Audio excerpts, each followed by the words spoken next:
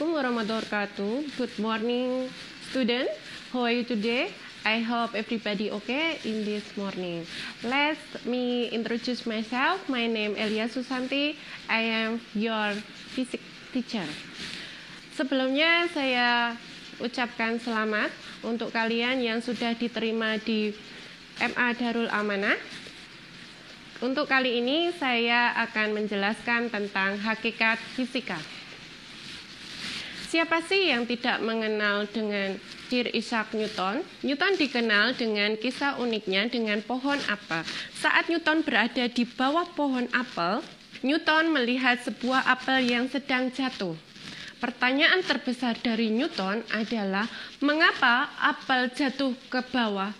Kok tidak ke atas saja? Apa kalian berpikir sama dengan Newton saat melihat benda jatuh dari atas? Berpijak dari pertanyaan tersebut, Newton telah menemukan suatu besaran yang disebut dengan gaya gravitasi. Ternyata apel yang jatuh tersebut karena ada gaya tarik bumi yang arahnya ke pusat bumi. Dari kasus yang dialami Newton dengan apelnya, di manakah peran fisika?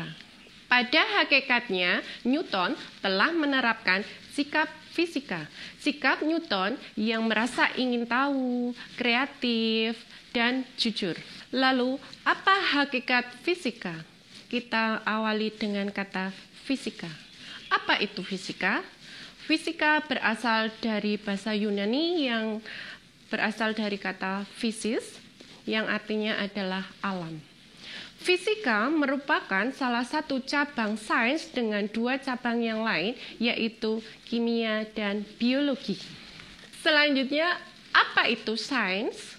Sains berasal dari bahasa scientia, yang artinya pengetahuan.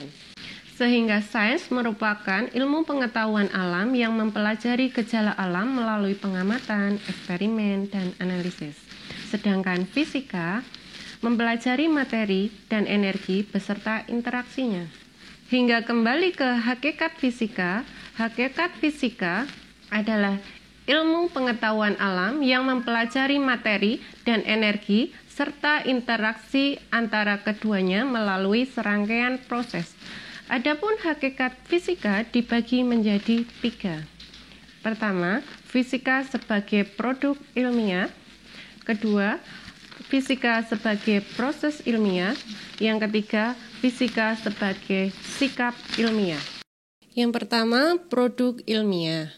Produk ilmiah dalam fisika merupakan kumpulan pengetahuan atau produk fisika, di mana bentuknya berupa fakta, konsep, rumus, model, prinsip atau hukum, dan teori.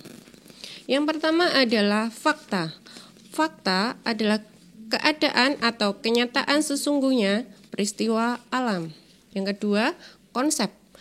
Konsep abstraksi dari kejadian objek, fenomena, dan fakta. Yang ketiga, rumus. Bentuk matematis dari fakta, konsep, prinsip, hukum, dan teori. Sebagai contoh adalah hukum Newton dengan rumusnya F sama dengan M kali A, massa kali percepatan. Yang keempat, model. Presentasi fenomena alam baik berupa ide, struktur, dan sistem.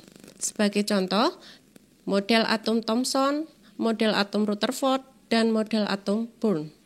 Yang kelima, prinsip atau hukum adalah aturan yang menyimpulkan pengamatan untuk menjelaskan suatu kejadian alam.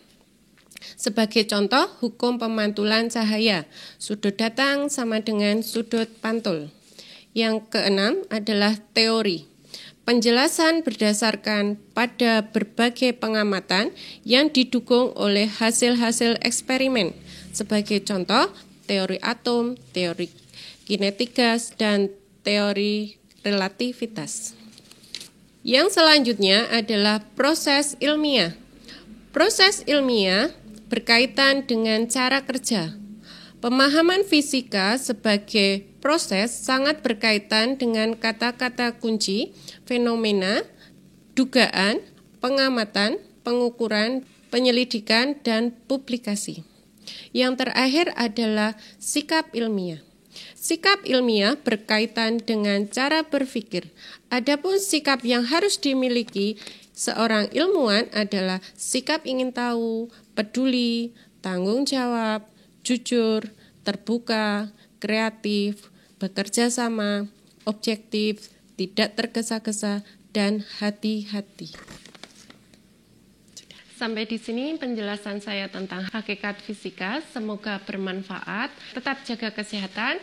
I am sorry for my mistakes. Thank you for your attention.